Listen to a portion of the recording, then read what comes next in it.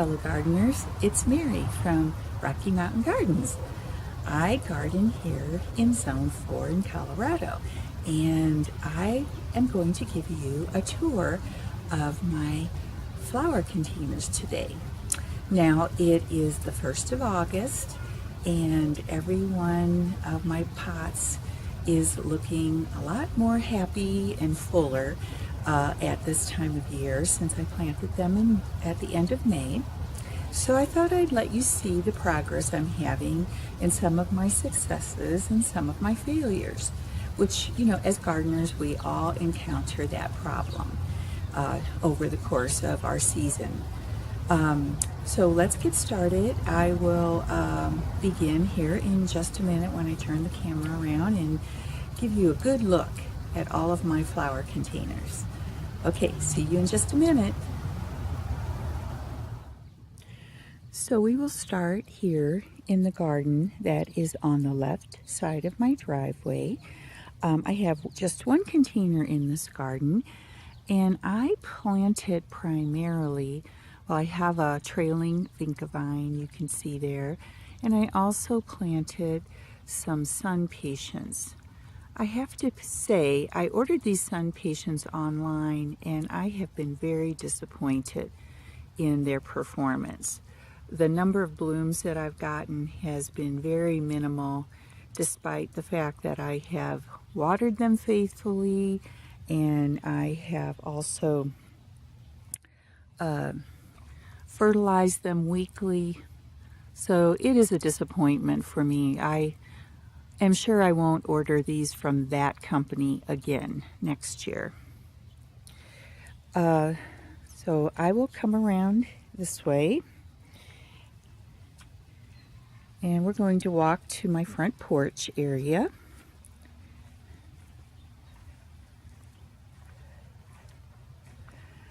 And I have removed all of my patriotic decor from the 4th of July. I like to keep up my patriotic decor until the end of July. And I just wanted to point out to you and give you a tip. If you have a deep shade area to garden in with containers, like my front porch, for example, is in, let's see, it has a full cover, roof over it, and then it also faces north. So you can imagine it gets very little sun, no direct sun for sure. So what I have done in this kind of situation is brought out some of my houseplants to help fill in, and they do well and like being out in the summertime. This one here is a pothos that I brought from my living room, and I will place him back in my living room after, you know, probably in September before the first freeze. So that's one way you can deal with having simply no sunlight to work with in an area in which you'd like to have plants. Of course, you can always use the old favorite coleus. And then a plant I strongly recommend is this angel wing begonia. This one has pink flowers. Look at these flowers. They are just spectacular. This plant started out very small in May, and now it's quite large and is filling this whole area. Look at those blooms. Just really gorgeous.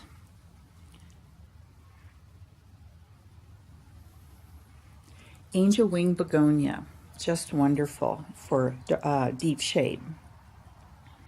And then come along here to a container I had to completely change, and I think I mentioned this in an earlier video. I had planted more sun patience in a different container and placed it here because I thought it would get enough afternoon sunlight that it would be able to perform. However, that was not true at all, and I changed out my planter and instead I placed coleus, two kinds of coleus, I'll come around this way, a Dracaena right here, which has been blooming and it's kind of slowed down. I think it will restart here with more blooms shortly. Let's see if you can get a good look at that bloom. This is called Dracaena, and it does perform well in deep shade. So if you're looking for a floral to plant in your deep shade, here's one that will work for you also.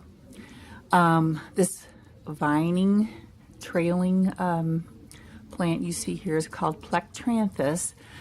Plectranthus is normally an indoor plant, but it does well in deep shade, and it does come in other color variations on the leaves.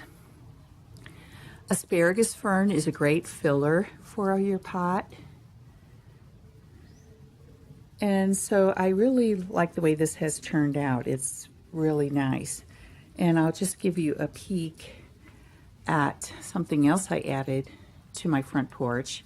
This faux window that I actually bought it at Kirkland's. It was a brown color, and I spray painted it white to give it the look that I wanted for my garden. And I think it's turned out really well. It adds a lot of interest to my front porch. And then this pot here, this is not the best view of it, was a big failure as well. I planted in this pot super petunias and super bells, and they were sun-loving plants, I think Similissum, and they just sat there, stopped blooming, and just looked awful. So I removed them from the pot and started over.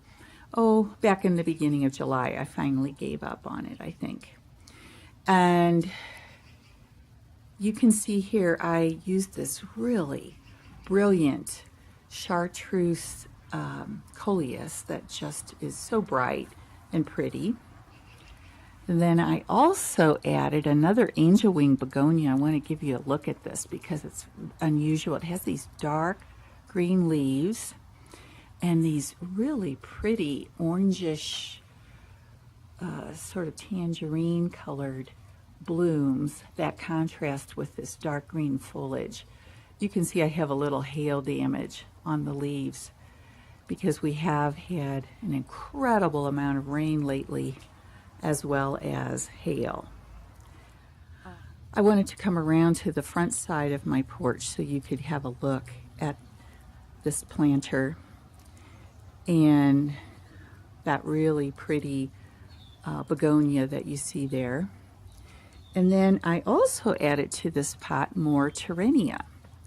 And this one has white with purple throats. I'll give you a close-up look there. This one has been very happy here too, blooming and filling in this pot to give it just a really pretty look. And I'm very happy with the results. So I learned something with this pot this year, that you cannot plant or utilize plants that are sun-loving plants when they do not get enough sun. You just should go with shade-loving plants and you'll be happy with the results. So all of us gardeners learn from our mistakes, and here's one that I made that I'm happy I was able to correct and have a good looking flower container now. For a quick look at the plants on my back porch, you can see here a sweet potato vine, some super petunias, and some diamond frost euphorbia. And looking up here on a hanging planter are some succulents. I have some donkey tail in there, which has been doing pretty well. There is one hens and chicks, And I have a couple of these trailing succulents. I'm not quite sure their names. Down here is a quick look at the planter that you have seen before with the Rex Begonia and the Plectranthus and so on. Over here, my bubblegum Supertunia and my Alyssum are doing very well now. They do get afternoon sun, and they have really rebounded. So I'm very happy with that combination, and I may try that again next year. That's a success. And then really I just have more coleus, as with this pot, and the ever popular angel wing begonias doing quite well here with the Plectranthus.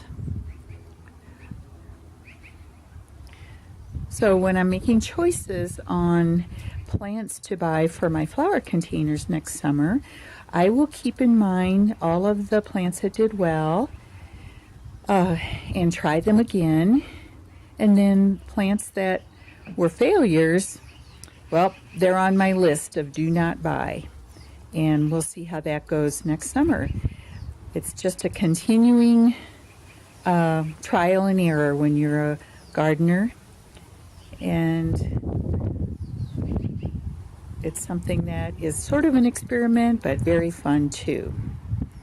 Come and join me with that. I think you would feel very much, what's the word I want? Satisfaction when you have a success.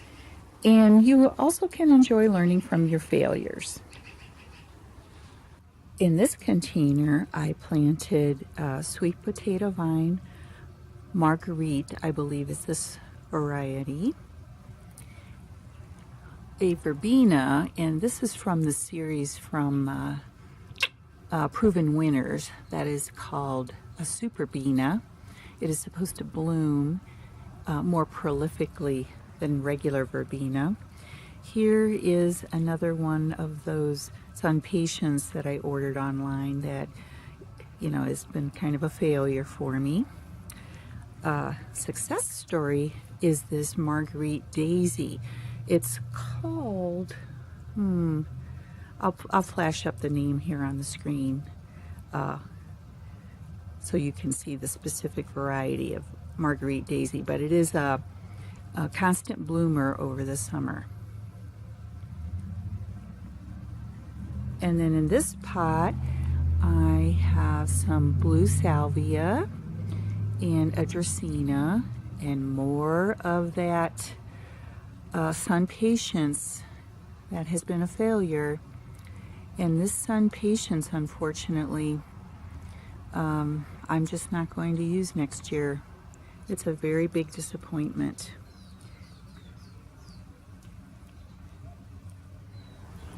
All right, then I have another pot that has this sweet potato vine. This variety is called Sweet Caroline Sweetheart Red sweet potato vine. And then I believe this Super Bells here is called Lemon Twist. And I have this purple Supertunia, and we have some blue salvia growing here in the back, and then up this vine, trellis. On this trellis, we have another vine.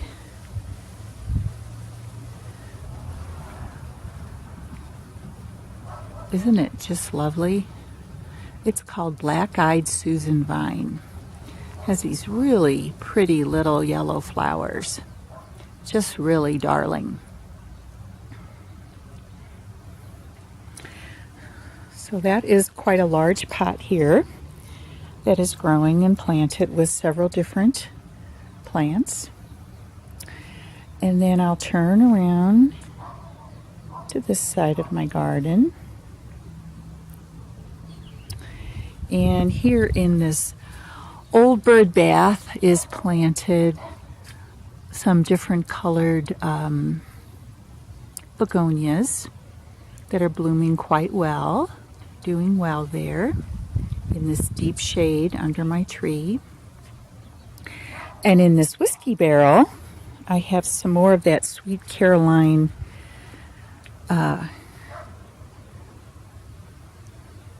heart-shaped red sweet potato vine. And then we have this trailing vinca vine, another angel wing begonia like you saw out on my front porch, except this one has red blooms. I'll give you a look at these blooms. They're just pretty spectacular. More of this gorgeous coleus. And here is a Rex begonia. This one is doing quite well. It's really getting more leaves. It does have a little hail damage. You can see those holes, but it's doing very nicely. Here's an overall look at that whiskey barrel.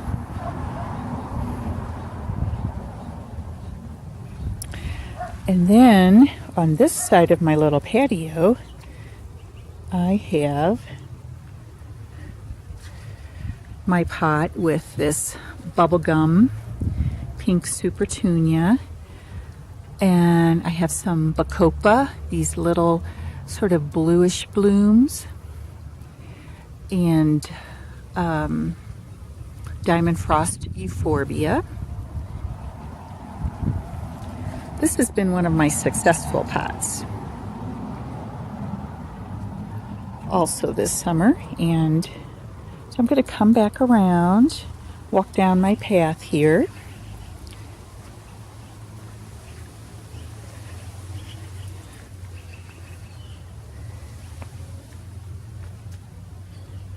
Over here to this new garden that I planted this summer. I've shown you this on some of my videos already. Have to walk between all the different plants, and it's really bright here now. But let's see if I can get over here. I'm going to turn around slowly. Okay. So this is the pot that I actually moved off my front porch in the deep shade into better sunlight, and I have some of the sun patience in here which are doing better since I did move them into the sun, but just not blooming as I had imagined they would. Very sad about that.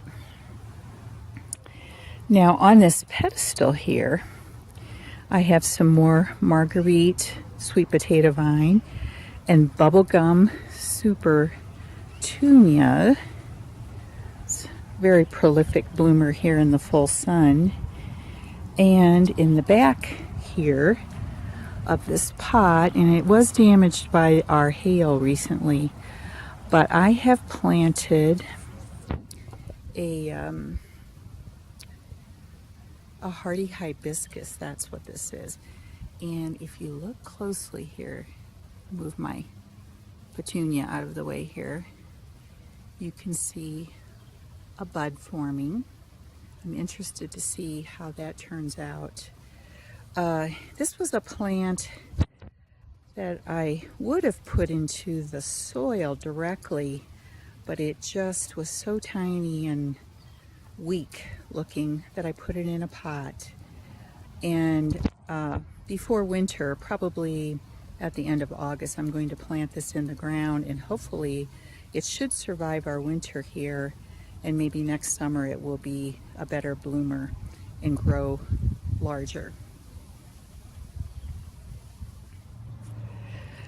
Now over here under my blue spruce tree is where I planted 4 lilies of the valley earlier in the end of May, and they have finally, I think, gotten established enough that they are starting to spread a little. So next spring I should see more growth in that pot.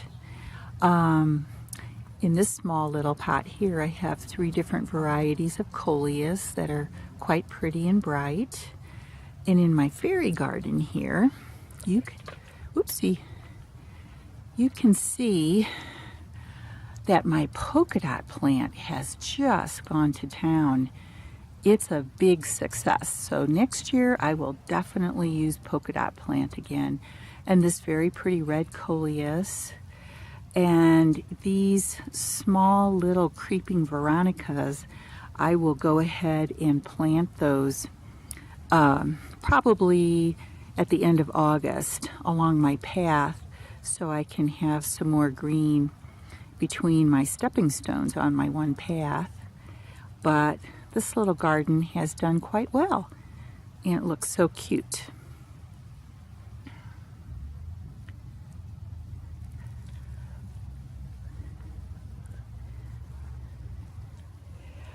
And then I'm going to walk back over to this side of my yard right now, a little bit in the sun. It's quite bright right now, thankfully, but we are supposed to get some more rain later today. In this pot is where I have planted a boxwood, and it is doing very well, looks real healthy. And then over here is one of my favorite containers in my yard. It is this tree stump that is rotting out.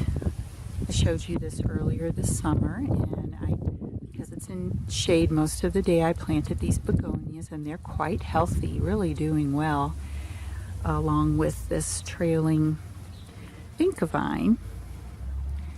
And you can see over on this side, I have white begonias and then pink.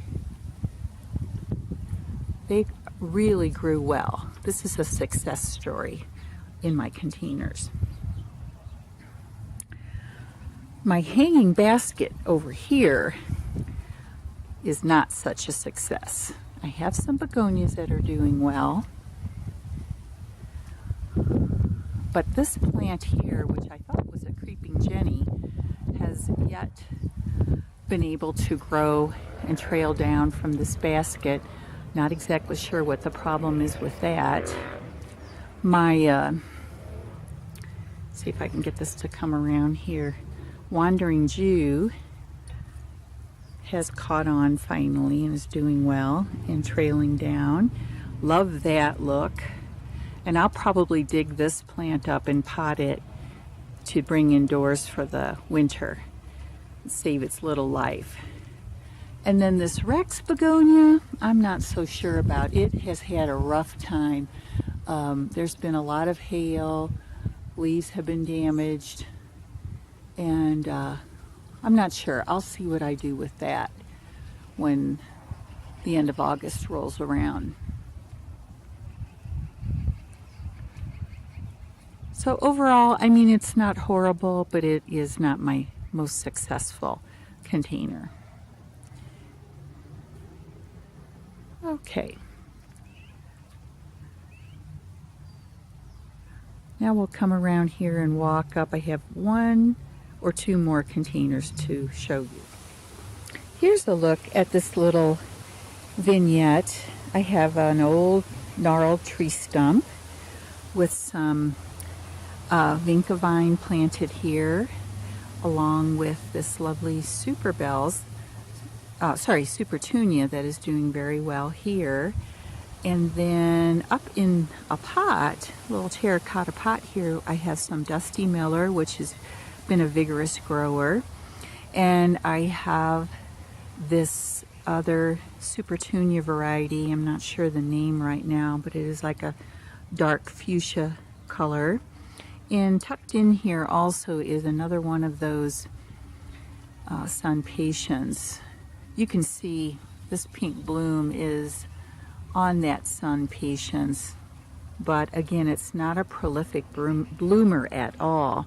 And you can see my poor little petunias have been shredded by the hail in the last couple of days. Fortunately, our hail was not large, and it didn't last a really long time, but it did do some damage. And then we'll come down here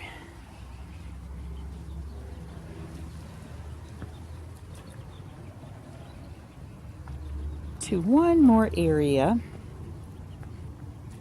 of containers.